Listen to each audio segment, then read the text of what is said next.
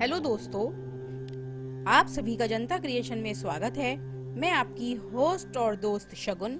आज के इस वीडियो में हम श्री रुद्र संहिता के द्वितीय खंड का 31वां अध्याय सुनेंगे, आकाशवाणी।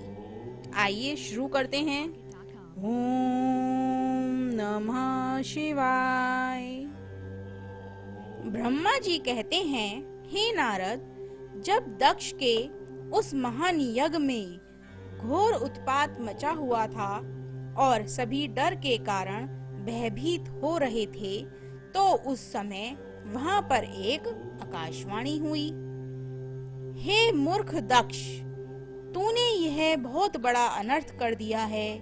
तूने शिव भक्त दधीची के कथन को प्रमाणिक नहीं माना, जो तेरे लिए परम मंगलकारी और आनंददायक था।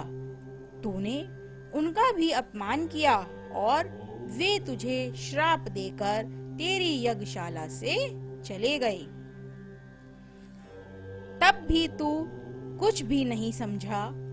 तूने अपने घर में स्वयं आई साक्षात मंगल स्वरूपा अपनी पुत्री सती का अपमान किया। तूने सती और शंकर जी का पूजन भी नहीं किया। अपने को ब्रह्मा जी का पुत्र समझकर तुझे बहुत घमंड हो गया था। तूने उस सती देवी का अपमान किया, जो सत्पुरुषों की भी आराध्य हैं। वे समस्त पुण्यों का फल देती हैं। वे तीनों लोकों की माता, कल्याण स्वरूपा और भगवान शंकर की अर्धांगिनी हैं। सती देवी प्रसन्न होने पर सुख और सौभाग्य प्रदान करती हैं।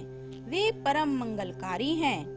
देवी सती की पूजा करने से समस्त भयों से छुटकारा मिल जाता है और मनोवांछित फलों की प्राप्ति होती है। देवी सभी उपद्रवों को नष्ट कर देती हैं। वे ही परम शक्ति तथा कीर्ति, संपत्ति, भोग और मोक्ष प्रदान करती हैं। वे ही जन्मदायित्री हैं, अर्थात जन्म देने वाली माता हैं। वे ही इस जगत की रक्षा करने के लिए आदि शक्ति हैं और वे ही प्रलय काल में जगत का संहार करने वाली हैं। सती ही भगवान विष्णु सहित ब्रह्मा, इंद्र, चंद्र, अग्नि, सूर्यदेव आदि सभी देवताओं की जननी हैं। वे साक्षात जगदम्बा हैं। वे ही दुष्टों का नाश करने वाली और भक्तों की रक्षा करने वाली माता हैं। ऐसी उत्तम महिमा और गुणों वाली भगवान शिव की प्राण प्रिय धर्म पत्नी का तूने इस यज्ञ में अपमान किया है। भगवान शिव तो परम ब्रह्म परमेश्वर हैं। वे सबके स्वामी हैं। वे सबका कल्याण करते हैं। सभी मनुष्य प्रभु का दर्शन पाने की अभिलाषा सदैव अपने मन में रखते हैं। दर्शनों की इच्छा के लिए घोर तपस्या करते हैं। वे भगवान शिव ही जगत को धारण कर उसका पालन पोषण करते हैं। वे ही समस्त विद्याओं के दाता और मंगलों का भी मंगल करने वाले हैं। वे ही समस्त मनोकामनाओं को पूरा करते हैं। हे दुष्ट दक्ष, तूने उन परम शक्तिशाली भगवान शिव की शक्ति की अवहेलना करके बहुत बुरा किया है। इसलिए तेरे इस यज्ञ के विनाश को कोई नहीं रोक सकता। जिनके चरणों की धूल शेषनाग रोज अपने मस्तक पर धारण करता है, जिनके चरण कमल का ध्यान करने से ब्रह्मा को ब्रह्म तत्व प्राप्त होता है, तूने उनका और उनकी पत्नी सती का पूजन ना करके बहुत अनिष्ट किया है। भगवान शिव ही इस संपूर्ण जगत के पिता और उनकी पत्नी देवी सती इस जगत की माता हैं। तूने उन माता पिता का सत्कार ना कर उनका घोर अपमान किया है। अब तेरा कल्याण कैसे हो सकता है? तूने स्वयं दुर्भाग्य से अपना नाता जोड़ लिया है।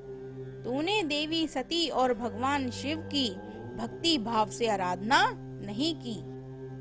तेरी यह सोच ही कल्याणकारी शिव का पूजन किए बिना भी मैं कल्याण का भागी हो सकता हूँ, तुझे ले डूबी है।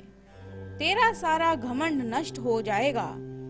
यहाँ बैठा कोई भी देवता शिवजी के विरुद्ध होकर तेरी सहायता नहीं कर पाएगा। यदि करना भी चाहेगा तो स्वयं भी नष्ट हो जाएगा। अब तेरा अमंगल निश्चित है। सभी देवता और मुनिगण यज्ञ मंडप को छोड़कर तुरंत यहाँ से अपने अपने धाम को चले जाएं, अन्यथा सबका नाश हो जाएगा।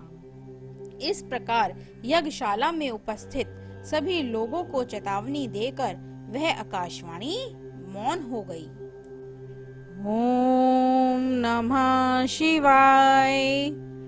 मित्रों, आज के इस अध्याय की कथा यहीं पर समाप्त होती है।